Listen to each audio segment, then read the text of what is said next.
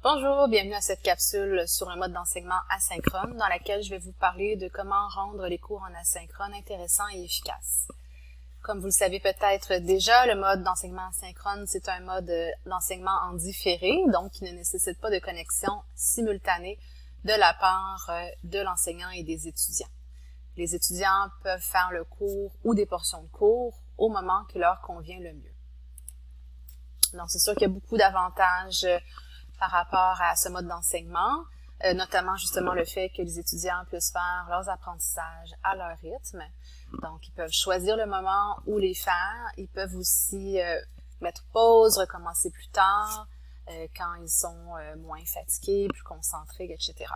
Du côté des enseignants aussi, les enseignants peuvent choisir le contexte, le moment ou le contexte le plus favorable pour concevoir leur cours.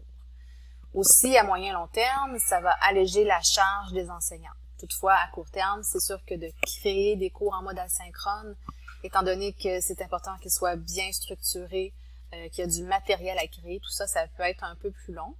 Toutefois, une fois que ça c'est réalisé, on peut réutiliser tout ça pour plusieurs cours, là, alors ça permet d'alléger la charge de travail. C'est sûr qu'il y a des risques au mode asynchrone. Donc, des cours en mode asynchrone qui sont pas bien structurés, qui manquent de dynamisme, peuvent être très lourds pour les étudiants. Ça peut les démotiver, nuire à leurs apprentissages et ça peut aussi augmenter leur charge de travail parce que le rythme d'apprentissage n'est pas le même. Donc, il n'est pas le même en présentiel versus à distance et il est encore plus lent en mode asynchrone. Donc, il y a 4 conditions essentielles à respecter pour des cours en mode asynchrone intéressants et efficaces. Il faut bien structurer les cours, concevoir des cours dynamiques, rendre les étudiants actifs et bien les guider. Donc, pour structurer les cours, c'est important de découper le contenu théorique en segments pour le rendre plus facilement assimilable par les étudiants et pour favoriser leur rétention. On peut, en fait, c'est souhaitable, après chaque segment de théorie, de proposer une activité de mise en application de la théorie également. Ça peut être un jeu questionnaire, quelques questions seulement, ça peut être la création d'une carte conceptuelle, un cours texte de synthèse de la matière, etc. Donc, ou même un exercice dans un manuel. C'est bien aussi d'organiser la théorie pour les étudiants, donc pour encore là favoriser leur compréhension et la rétention de la matière, donc en organisant par exemple des schémas, des synthèses, donc des documents qui vont faciliter leur compréhension et leur rétention de la matière. Puis bien entendu, c'est important de s'assurer qu'il y a un fil conducteur entre chaque segment de théorie. C'est important aussi de prévoir étape par étape ce que l'étudiant va avoir à faire pour prendre connaissance de la théorie et l'appliquer. Donc, par exemple, pour un segment de 15-20 minutes de théorie, quelle capsule vidéo l'étudiant aura à écouter, quel court texte il aura à lire, quelle activité il aura à faire par la suite pour mettre cette théorie en pratique. Puis, bien entendu, c'est très important de tenir compte, comme je l'ai dit, du rythme d'apprentissage qui est différent en mode asynchrone. Donc, vraiment, d'axer sur l'essentiel, d'épurer le plus possible le contenu et vraiment de garder seulement ce qui est important pour atteindre les objectifs du cours. Pour dynamiser vos cours en mode asynchrone, c'est important de faire des exposés magistraux ou des documents théoriques qui ne soient pas trop longs, en fait, qui soient courts et concis. Par exemple, les capsules vidéo des exposés magistraux ne devraient pas dépasser 15 à 20 minutes. Il y a même des spécialistes de la pédagogie qui disent que une capsule vidéo ne devrait pas dépasser 8 minutes. Et un diaporama ne devrait pas contenir plus de 15 diapositives.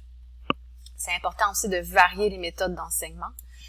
Donc, ça peut être par exemple une combinaison d'exposé magistral, une capsule vidéo avec une petite présentation PowerPoint. Donc, de changer, là, de varier les méthodes d'enseigner le contenu. De s'assurer que le ton est dynamique, que le son est clair, que ce soit des vidéos que vous faites vous-même ou des vidéos que vous prenez sur YouTube, par exemple. Puis, vous pouvez aussi exploiter les interactions en différé via un forum de discussion. Ça peut être celui sur Léa ou encore un groupe privé sur Facebook que vous allez alimenter. Donc, vous allez inciter vraiment les étudiants à interagir là, en leur posant des questions, par exemple, et en alimentant régulièrement le forum de discussion. Très important de rendre les étudiants actifs. Les étudiants qui sont actifs dans leurs apprentissages vont faire des apprentissages plus en profondeur, plus durables. Donc, vous pouvez même rendre vos documents théoriques interactifs, par exemple des capsules vidéo. Vous pouvez ajouter des questions dans vos capsules vidéo. Il y a des applications qui permettent de faire ça, comme PlayPosit, par exemple. Il y en a d'autres aussi. Vous pouvez insérer des questions aussi dans vos présentations PowerPoint. Donc, vraiment, d'interpeller les étudiants là, même dans les segments, à l'intérieur des segments de théorie. C'est ça, donc c'est important de proposer des activités d'apprentissage régulièrement, si possible aux 20 minutes, parce que au-delà de ça, la concentration, c'est plus difficile pour les étudiants de demeurer concentrés, de faire des apprentissages de qualité. Donc, ça peut être une activité, ça peut être un jeu questionnaire, ça peut être la création d'une carte conceptuelle, l'écriture d'une courte synthèse ou l'analyse d'un court texte. Par exemple, ça peut même être un exercice dans un manuel. Encore une fois, donc pour les rendre actifs, vous pouvez utiliser le forum dans lequel ils vont pouvoir interagir et vous pouvez leur poser des questions qui ont des liens avec le contenu qui a été enseigné et les amener à discuter de ça ensemble. Très important aussi de guider les étudiants. Donc, d'éviter de leur envoyer, par exemple, le matériel de plusieurs semaines de cours en même temps. Allez-y une semaine à la fois. Puis, l'étudiant qui se retrouve avec tout le matériel qui n'est pas bien guidé risque d'être perdu, de se sentir démotivé, découragé, etc. Donc, c'est vraiment important là, de les prendre par la main. Par exemple, vous pouvez leur offrir un plan de travail hebdomadaire, étape par étape, dans lequel vous expliquez, par exemple, vous devez prendre connaissance de du premier segment de théorie, ce qu'ils ont à faire, s'ils ont à regarder une capsule vidéo, à lire un court texte, à regarder une présentation PowerPoint, l'activité qu'ils ont à faire par la suite pour mettre en pratique ce segment de théorie. Et on continue comme ça pour chaque segment de théorie. Puis, en leur indiquant également ce qu'ils auront à faire pour le prochain cours. Donc, c'est important de faire en sorte que les activités que vous leur proposez leur paraissent utiles et nécessaires. Un moyen de le faire, ça peut être, par exemple, c'est sûr, en leur allouant des points. Les activités peuvent être rassemblées à la fin du cours dans un portfolio qui sera noté, par exemple. Ou encore, vous pouvez vous baser sur les activités qu'ils ont faites dans le cours en mode asynchrone pour commencer le cours suivant qui serait en mode synchrone, par exemple. Donc, à ce moment-là, les étudiants devront avoir fait ces activités-là là, pour participer au cours suivant.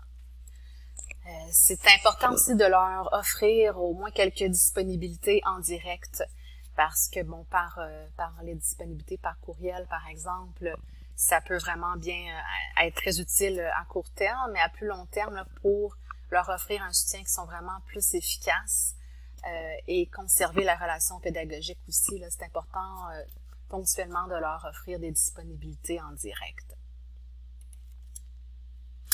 Donc ici, on a un exemple de plan hebdomadaire de travail, donc on peut présenter à l'étudiant. Par exemple, ici, on voit théorie sujet du premier segment de théorie du cours. Le temps estimé, donc de donner, d'informer l'étudiant du temps estimé pour chaque segment, pour chaque activité. Ça va vraiment l'aider à ne pas se perdre, à ne pas passer trop de temps et à ne pas se surcharger de travail dans le fond. Donc, première action que l'étudiant doit faire pour prendre connaissance de la théorie. Ça peut être la lecture des pages d'un livre, le visionnement d'une capsule vidéo, une présentation PowerPoint, etc.